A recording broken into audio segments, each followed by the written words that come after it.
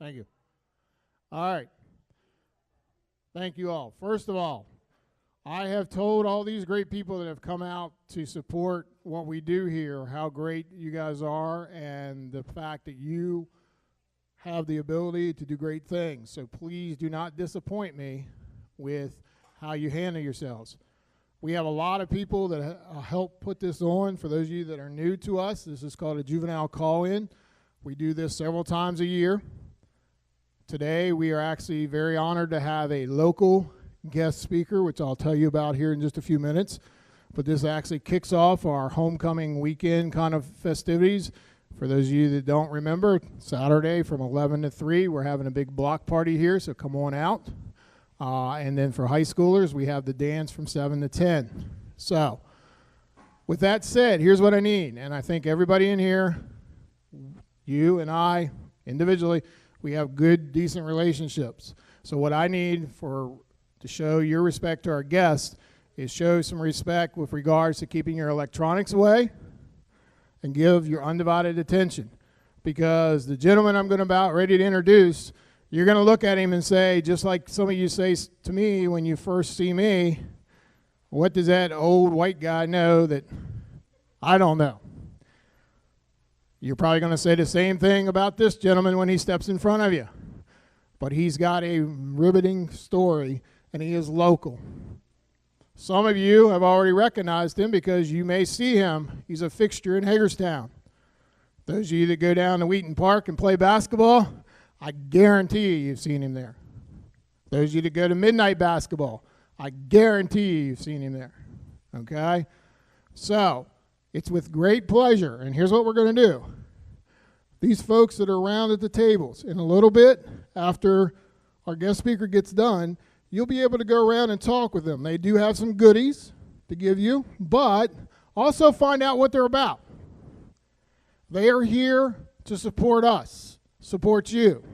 Please treat them with the same respect that you treat me. So be courteous, be respectful, speak with them courteously. Okay? We also have some very special guests with us from different agencies that are also joining us. So again, we want to thank those folks for being here, and we want to make sure that we represent ourselves. So, I need your undivided attention as I am happy to introduce our guest speaker for this afternoon, and his name is Mr. Marty Price. Some of you may refer to him as Mr. Marty. Some of you may refer to him as some other names. I won't say those. I told him I will not do that and embarrass him or embarrass you. So please welcome Mr. Marty Price.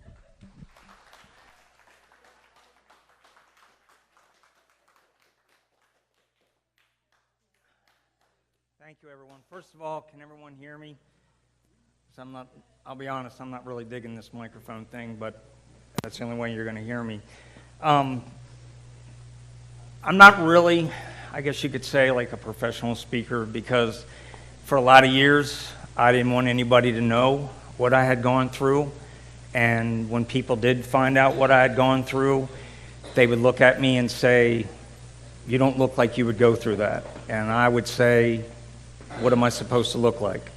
So you have to bear with me a little bit with the electronics, because some of this is new to me.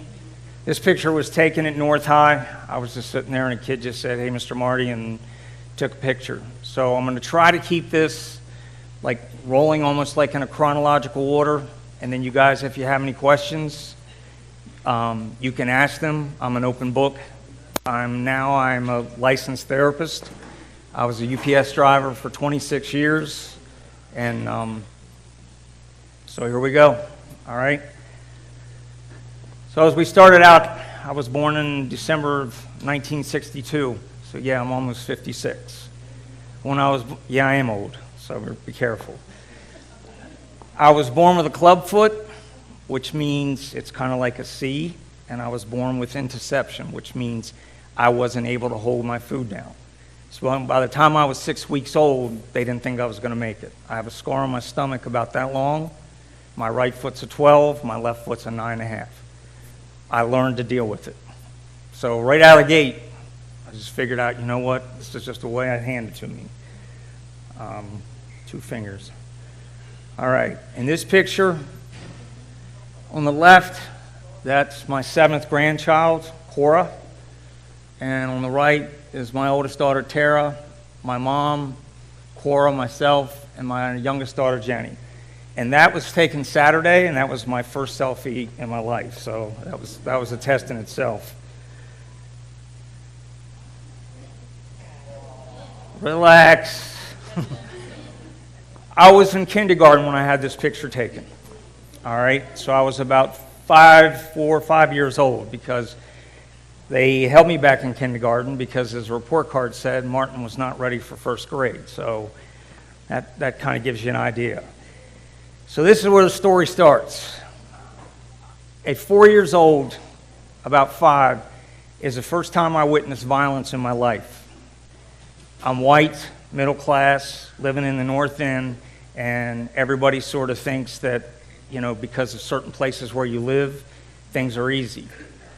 So my mom received a phone call from someone at work. And as my mom went to go reach for the phone, my dad hit her across the mouth and knocked all of her teeth out. And I still remember seeing her blood come out of her mouth and her teeth fly. So to this day, when I visit my mom and I go into the bathroom and I see her dentures, it takes me right back to 1968 in a second. So in 1973, somebody's going to have to be my technical person here. So in 73, I was playing Little League for JC's at Federal Little League off Northern Avenue. Guy in front of me hit a ground roll double, ball bounces over the fence, plays dead. I'm on deck. My dad wants timeout. The umpires are saying, ball's dead, you don't have to call a timeout. He proceeds. The umpires were 18 years old. He walks out, cracks one with his right, hits the other one with his left, drops him, puts his knees in their chest, pummeled him. It took 10 people to get him off. So I'm standing at home plate, looking at the pitcher's mound, watching my dad, and I see my mom at the concession stand crying. And this was every day. And again, people don't expect this. So the following year is now 1974. My dad didn't want me to play baseball anymore because he wasn't allowed back in the leagues, but I wanted to play. So one of our first games in April, I was going to pitch. Well, it got rained out. So we come back home, Mom and Dad are upstairs, and I'm sitting on the back porch, and we had this hammock, and I'm sitting in the hammock, and all of a sudden I hear Mom yell, "Marty, run." So I got up and I ran, and as I'm going down the hill, my mom came down beside me, and we lived, if you know where the YMCA is, that was our backyard. There were no houses, it was a farm. So we ran across the bridge, and Mom stood behind me. I heard the door fly open, and within a few seconds, I don't know how many in this room have ever been shot at, but I'm going to tell you something, it's something you will never forget. So the first shot, all I saw was an orange flash. And I'm like sticking my head out, and it flashed, and then there was a bang, and then I heard this, and went right past my head. And Mom was to my left. So the next one we got down, I was on my knee, he fired again. So when the lightning flashed, I could see him coming through the yard. And I was like, Mom, we gotta go. So we ran, he fires another one, he says, if you tell anybody, I'm gonna effing kill you. So we go to a friend's house. I tell the guy, his name was Bobby, I said, Bobby, he's lost it. He was shooting at us. And I remember, and this is just for some of you kids, the adults in here sometimes don't really get it, but for some of you kids that get it, my first question to my mom, after being shot at 3 times, I asked her if she could get the stain out of my knee in my uniform. I had already shifted gears, because that's how we lived. So later that summer, the Herald Mail every year used to have a Mother of the Year contest. So you had to write in, and I said to myself, forget this. There's nobody out there that has a better mom than me.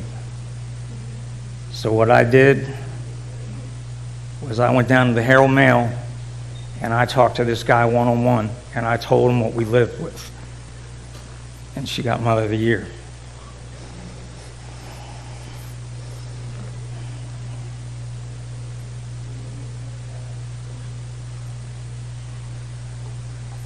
So now I'm a senior, and I go out one time on a date. 5 months later, I find out I'm going to be a dad. So it's not something I planned. So by the time I'm 19, I have 2 kids. I'm living in the projects. I'm on food stamps, government cheese, WIC, and you didn't have a WIC store. You had to walk to St. Mark's Church and stand in line to get it. And then I was lucky enough to get my job at UPS. And that job to me, I can't even begin to explain. They called it the Brown Army. And there was a reason why, because it was really good for you. So I went from paying $19 a month in rent, which could have been $19,000 at that time, to making over $19 an hour. And I to this day, I still can't believe that it happened, because we struggled that much. So I have 2 little girls, and I'm living in, you guys know now as the Bradford, it was Townhouse Manor then. So I'm trying to stay with this for you guys. So in 82, I was hired at UPS. 83, Jenny was hired. So then 86, here we go, Tim. In 1986, I got a phone call, it was August, I got a phone call from my dad that said, you need to get over to your grandfather's house. So I go over to my grandfather's house, and there's my dad on a Sunday morning drinking a Budweiser. And I said, what's going on? He goes, you need to go inside. So I walk inside, and my 2 uncles and my aunt are sitting at the kitchen table, and I said, so what's going on? And they were like, we want you to go back and check on your granddad. It's like, okay. So I walk back, I go into his room, he's laying there with his back to me, so I think that he's sleeping, and I get around the side of the bed, and he has shot himself with a shotgun. So I had to go out, and I had to tell my aunt and uncle and my dad, and the only thing my dad said was they should have never sold him that gun. So after they left, they lived in the county, so I took all the bed linens out after they got the evidence, and I burned them. So that was August, and then November, the lady on the left and my mom, and I swore I wasn't going to do this, I wouldn't be here without them. And I know some of you kids struggle, but you have to remember there's somebody out there that loves you.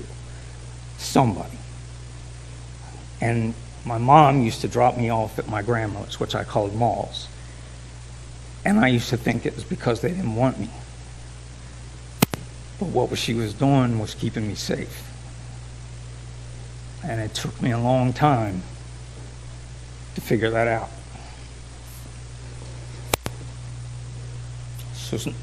So Maul passed in November, Granddaddy passed in August. And at the end of that year, during one of my UPS deliveries, I pulled up on a house, and there was a gentleman,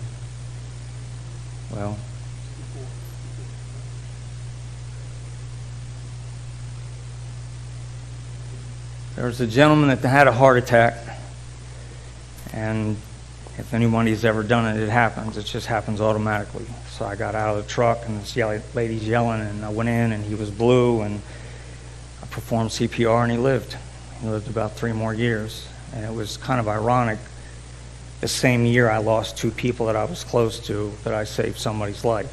And it doesn't make me a hero, it just makes me lucky that I was in the right place at the right time. And it was this place called Bardane, which is down near Harper's Ferry, and it was out in the middle of nowhere. So there's no way an ambulance would have gotten there in time.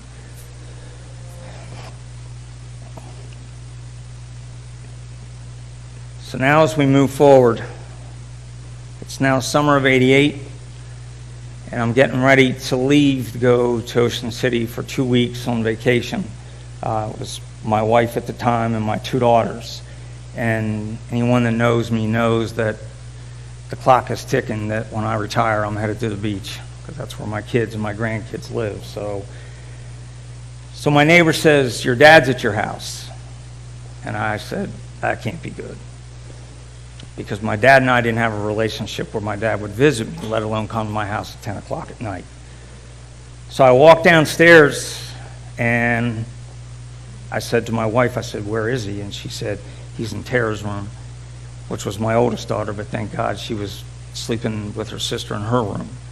So I went in, and I said, "So what's going on?" And he said, "I shot Sherry and BJ." And I said, "What do you mean?" And he said, "I shot him." And I said, "With what?" And he said, "That old 22 of Revere's." They're not even on here. This is the different one. Anyway, I had another slide that had stepdaughter and mother was killed. So I take him to the police station. I was right over here by, if you know where the Dunkin' Donuts is in Oak Ridge. I take him to the police station. I give a statement.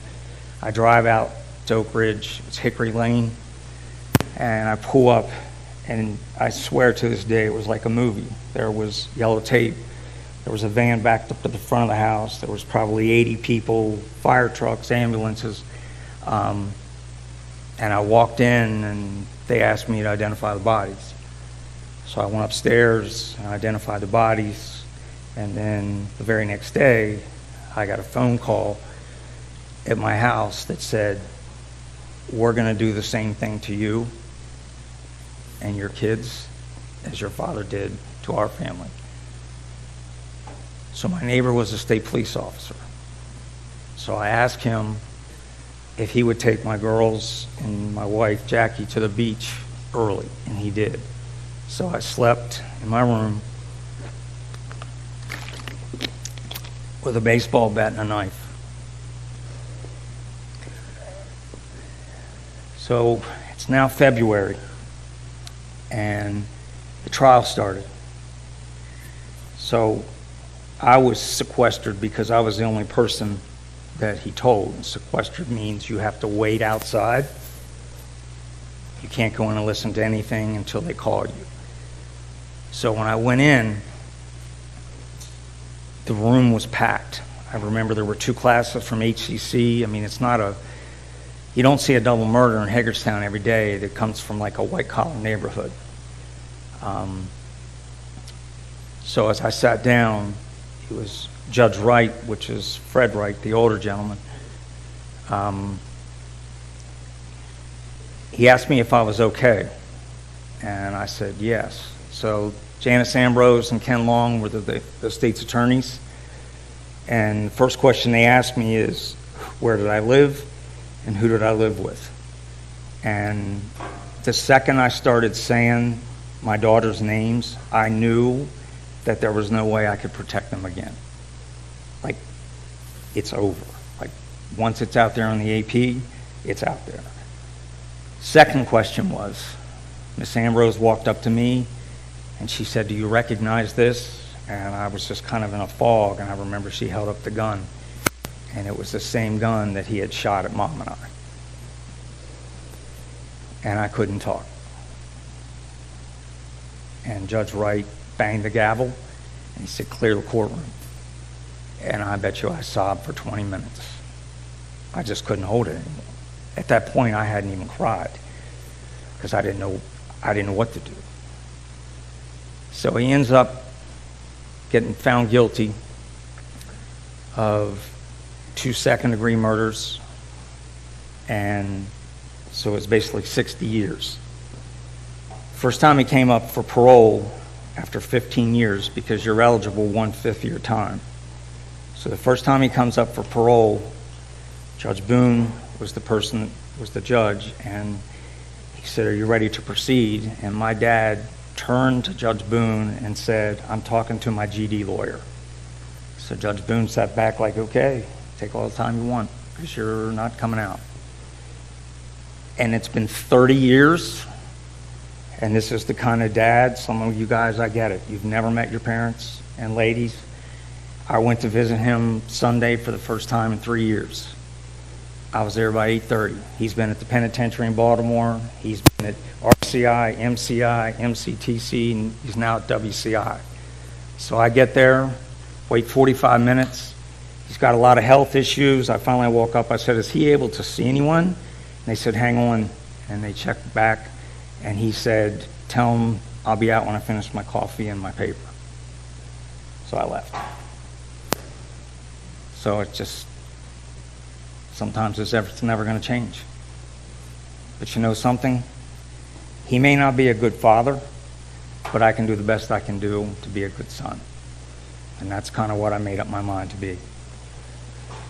It's not on here, but later that year, I brought in a young man that lived in Nolan Village. He played on my junior basketball team. He lived with me from about 7th grade till he graduated. Just a regular kid from Nolan and struggled. His dad was murdered over drugs. I ultimately sent him to a school in Frederick, and he was a McDonald's All-American. Their team ranked number 2 in the country his junior year and number 1 his senior year. And now he's 42, and he's got 3 kids of his own, and he understands now what I used to try to tell him when he was a kid.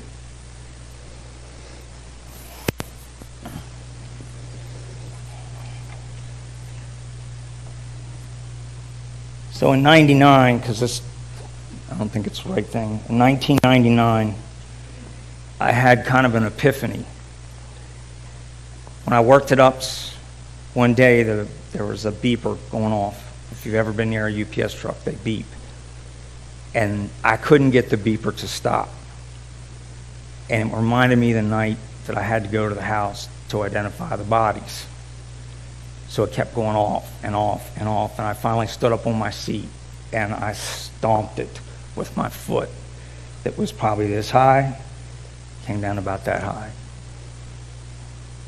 And I pulled in that night. I went straight to the mechanic, and he looked at me. He went and got my supervisor, Keith, and Keith just said, Marty, you got to get some help. And then I knew I did. Never did drugs, never messed. I, of course, drank a little bit. Yes, you grew up in the 70s, everybody tried weed, but it was the weed that your friend's dad was growing in the backyard. It wasn't this crazy stuff now. I worked in ER for 2 years. I've seen stuff that you don't even want to know that's out there. So I start counseling, and I wasn't really sure what to say, where to begin. So I remember one of the guys in the group asked me, he said, what is your wall like? And I said, I don't know what you mean. He goes, you never say anything. You have a wall up. And I said, I guess it's almost like a silo. It's just high and tight, and I'm not letting anybody in, and I'm not talking about anything because nobody really cares. Because I had one counselor tell me he knew what I was going through, and I think I gave him a new vocabulary because he didn't. He looked at my mom and said my problems was my mom's fault. So anyway, so then I went on, I started teaching at North High. I taught ED for 3 years, and I loved it. And we had a lot of fun there, and I decided that somewhere education was going to be my future. I had left UPS now, and I started a trucking company, and it was doing really well. I had 21 employees. I had 11 trucks. We were just rated #1 expedited carrier on the East Coast. I had Volvo, Mack. Volvo sent us to Sweden. Someone in the company made a business decision that sank the ship. And I had nothing. And when I say nothing, I mean nothing. I bought a $99 mattress at Red Baron, and I slept at my mom's trailer on the floor for 4 months. I finally got my own place. I got a job for a company out of Nashville, and I would fly out every Sunday night and come back on Thursday. One day I was getting ready to leave. It was about 3 o'clock in the morning, and I'd turn my phone off. And when I turned my phone on, I had all these messages. So I listened to the first two, and I couldn't understand what it was. By this time, I was almost to Myersville. By the third message, I can understand what it said. It said, Marty, Christopher had been shot. Christopher was my nephew. There was a police officer in Smithsburg that was ambushed. And I think out of that, what hurt me the most, when we went to the funeral, there was probably 2,000 people. And I felt, through all those people, I felt the pain that my dad had caused. And I think that's what hurt the most. When you see police officers standing there crying, it's pretty tough. So I moved to the beach, and life was pretty good. I was near my daughters. I lived a half a block off the boardwalk, and I opened up a consulting business, and I was helping warehouses. And anybody that knows me that's in this room probably over the age of 50, I'm not telling war stories, but I could dunk by the time I was in 10th grade. I ran 40 to 60 miles a week. Played adult basketball from here to Philly. That's why when Mr. Morrow said about Wheaton Park.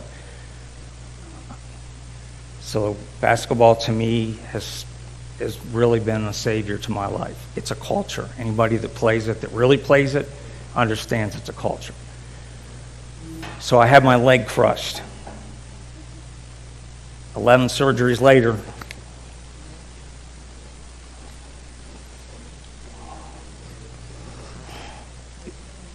it was worse than that. I put 3 inches back on this leg, and my prayer was to walk. I was across the hall from an 8-year-old kid that I was just told, it was December 17th, 2010, and I was prepped that I was going to lose my leg. And I said, what are my chances? He said, less than 1%. I said, that's all I need to hear. And the kid across the hall was excited because he was getting a prosthetic leg, and he was 8 years old, and he lost his leg to cancer. And I knew right then and there I'd never have a bad day. If a kid at 8 is happy, and I'm almost 50, and I ran and did things my entire life that he may never be able to do, there's nothing I have to complain about. So I started rehab. I was told I couldn't go back to transportation. I had no idea what I was going to do. So a good friend of mine suggested go to college, be a therapist. Well, that was easier said than done because I wasn't really a college kid when I was in high school. So I went to McDaniel College in Westminster, and I chose McDaniel because it was small, and I knew this was going to be a challenge for me. And about halfway through my graduate school, I found out that I have dyslexia, ADD, and I have auditory processing disorder, which what that means is when you read a paragraph of about 20 words, I see about 14 or 15, which can throw the entire process off, the meaning of it. And nobody knew this. I'm now 48 years old, and I'm finding this out. I'm thinking, you know how easy my life would have been if I would have known this when I was about 10? So I graduate in June. I take my state law test because we're required to take a law test. So I took my law test. There were 36 questions. I had 2 wrong. In August, I took my 4-hour test for my boards. It took me 1, 2, 3, 4, 5, 6 times to pass it. But I was determined there was no way that I was going to fail. So then after 3,000 hours, I became a licensed therapist. I worked in a methadone clinic, I worked in Frederick, I worked in the emergency room, and then I opened my own practice. And I got to tell you, there's not a day that goes by that I truly love what I do. If there was ever a calling, I think this was my calling. So there's some people that I want to thank that I'm not sure if I can pull this down or not. And this is one of the main messages I wanted to really share with you guys, because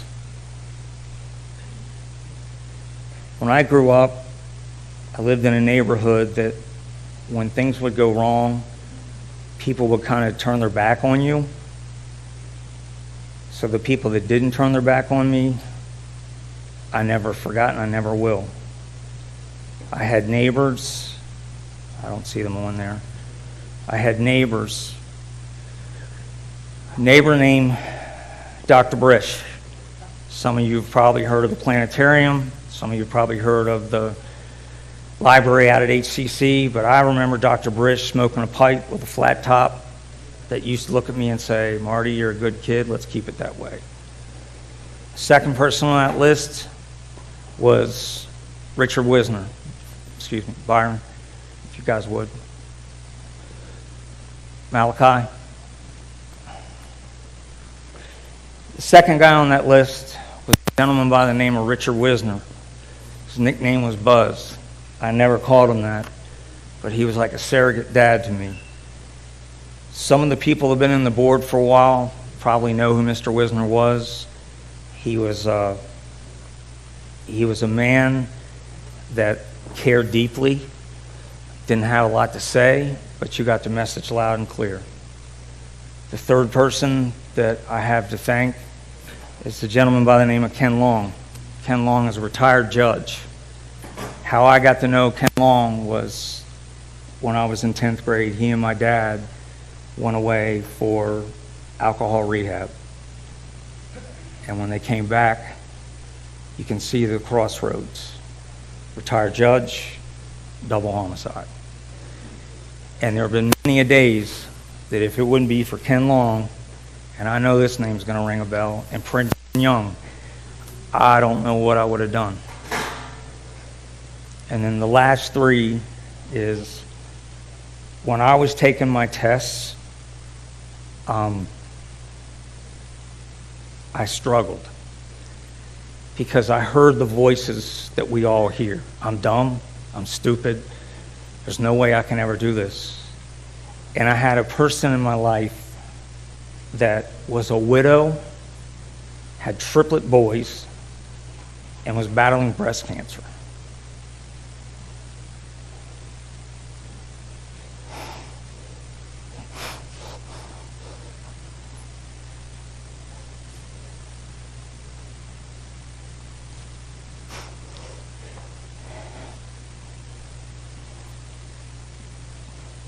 There were times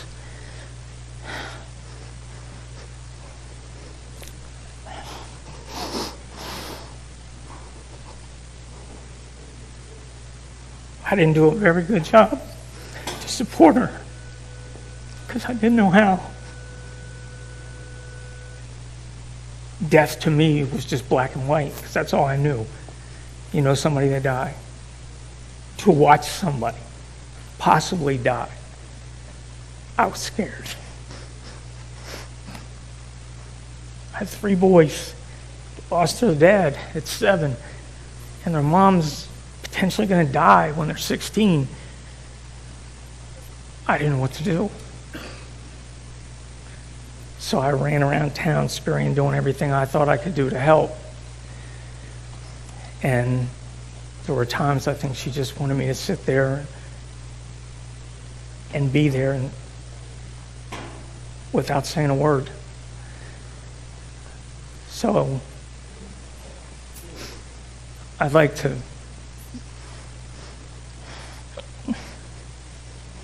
thank Vanessa Manick that if she wouldn't have gotten me through my test, I wouldn't be here. Malachi.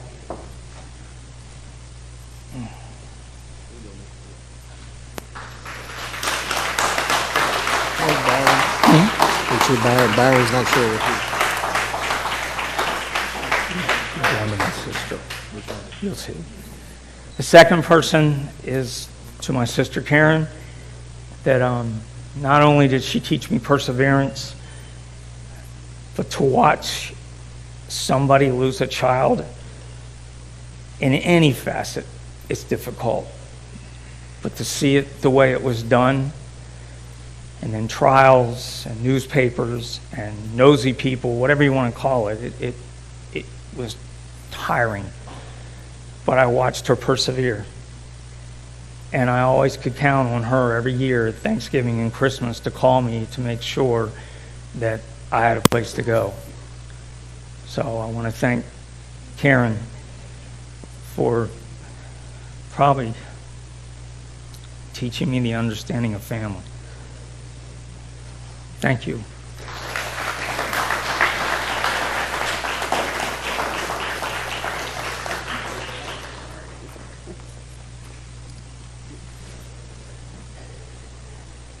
And if I could speed read, I probably would, so I wouldn't stand up here and look like a babbling fool, but you probably have a pretty good idea who the last ones are for. And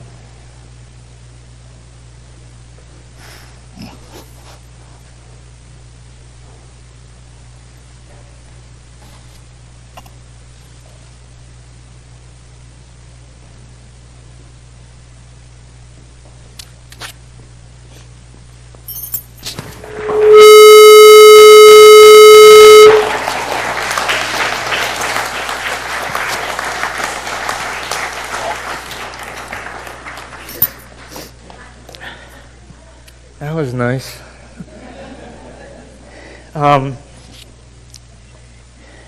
Best thing I can say is I don't know what I would do without her. She's 80. Drives me crazy. I go to the house, she has to read the ticker on the bottom of the TV, and I'm like, Mom, I can read, okay? So, as I wrap this up, there's two things that I want to share with you guys, because these have been very meaningful to me. When I was in 7th grade, I got in trouble, and it came down to getting a paddle or getting 30 days detention. And I was like, there's no way I can go home and tell my parents that I got 30 days detention. So I said, I'll take the paddle. So the principal told me to put my hands on the desk. So I put my hands on the desk, and I looked at my friend, and I said, it's about to go down. Khalil knows what that means, and he hit me so hard that my feet came off the ground. So let me tell you, take the detention. And the last one, you know, I'm not going to get on a tangent, but sometimes I think we all are in a rush and everything. And I had an incident about a week ago, and I'm getting ready to pull into Dunkin' Donuts, and the car coming toward me was going too fast for me to make a left. So I let the car go, thinking they were going to go straight. And they turned in, I turned in, I back in, they pull in, and I could see the guy kind of walking toward Dunkin' Donuts door to kind of beat me. And I want you guys to understand, I want you to listen, because I don't think the kids in here sometimes understand that we as adults don't think this. So I'm walking toward the door, he's making a beeline to beat me. So as I reach for the door to say, let me get that for you, or good morning, he looks at me and says, what's your problem? And I said, no problem, I was just going to get the door for you. So I open the door, he walks in, there's a line of about probably 8 people, and I do that app, thank goodness for kids at North High, I put it on my phone because it saves me a lot of time every day. So I walk in, and there's a line of 8, he's last, I get my coffee and I turn, and I just humbly walk out the door. And that is kind of known as taking the high road, because, yeah, there was a part of me that was like, man, that was a little much for 6:30 in the morning. But truly, when I got my coffee, and he's standing at the end of that line, for some of you that remember Sanford and Son, man, I was Fred Sanford out that door. I was like, now who's waiting now? And that's we all feel that way. It's how you react. We can be mad. It comes down to crossroads of behaviors. Are we going to say something, or are we just going to walk away? by me not saying a word, it was over. If I would have said, no, what's your problem? Okay, we're rolling around Dunkin' Donuts at 6:30 in the morning. Wouldn't have solved anything. So I want to thank you for your time, and this was great. I really appreciate it. This is the first time I've ever done this in front of a crowd like this, so thank you for your time.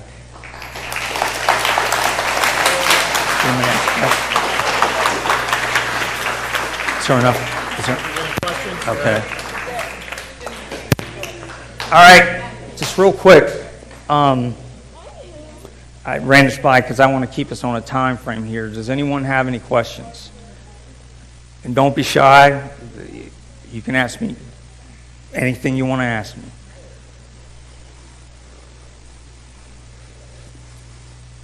Wow, this is like a test.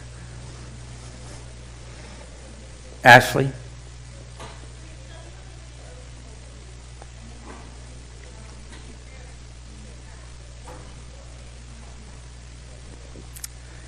That's an interesting story. There was a guy that worked in the warehouse that couldn't read. So he called me and told me that if he didn't have inventory done by Tuesday, it was New Year's weekend. So I went to church Sunday morning, drove to Ocean City. We're in the warehouse. I'm showing him how to color coordinate by numbers. So you had Aquapana and San Pellegrino, 12-ounce, 16-ounce. Pallet comes in behind me, crushes my foot. They took me to the emergency room, said it was broken 2 places. I asked for a ride back to my car, drove back to Hagerstown that night. So that's how I got back to Hagerstown. So you could say I'm a little hard-headed sometimes. Carla? Always. I mean, we'll always heal. I mean, that's part of this journey. I mean, if you think you walk out the door tomorrow and you're good, you're fooling yourself. Because if you are good, then why does it affect us when we see somebody poor, or we see an older person that can't open a door, or a homeless person? So you're healing all the time. My healing probably still is. I think sometimes because I played sports, that was my out. I played football, basketball, and baseball year-round, and that's what kept me out of trouble. And then I started coaching, and I think sometimes I use that mindset with my daughters. You know, I'd be like, okay, get up the steps, let's get our bath, let's get ready. And then one day it was just like, my gosh, they're not my players. So I think sometimes I was too hard on my kids. They tell me I'm not, but I don't really believe that, but it's okay. So, yes, to answer your question. Yes, sir.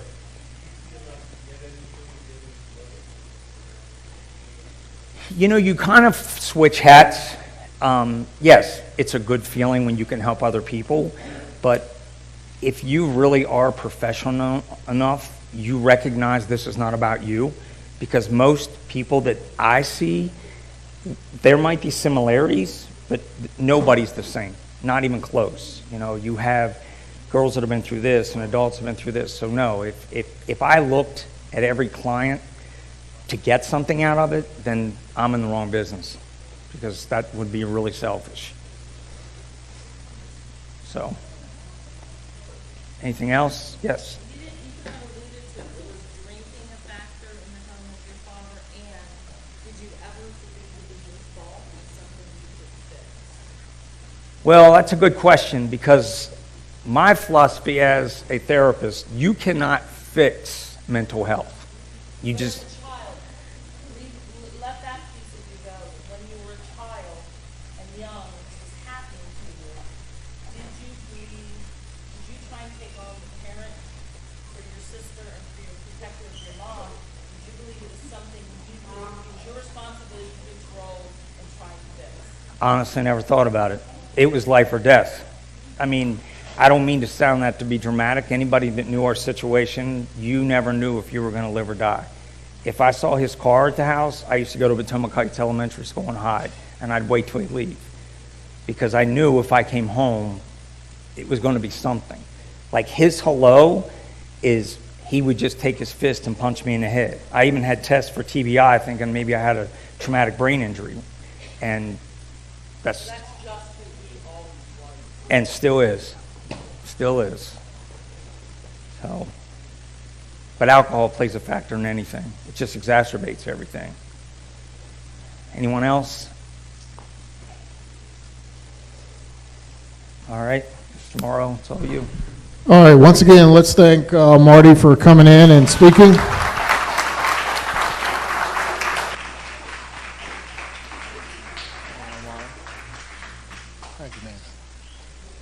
All right, now what we're going to do is we're going to give you an opportunity. In middle school, we're going to give you the same opportunity we've done with high school in the past. So we feel like you're in a good place. We can do this. So here's what's going to happen for the next few minutes. We're going to allow you to get up. Hold on, don't go yet. And visit our community partners that are here. Please take some time and talk with them. Again, remember, be respectful, be courteous, be kind.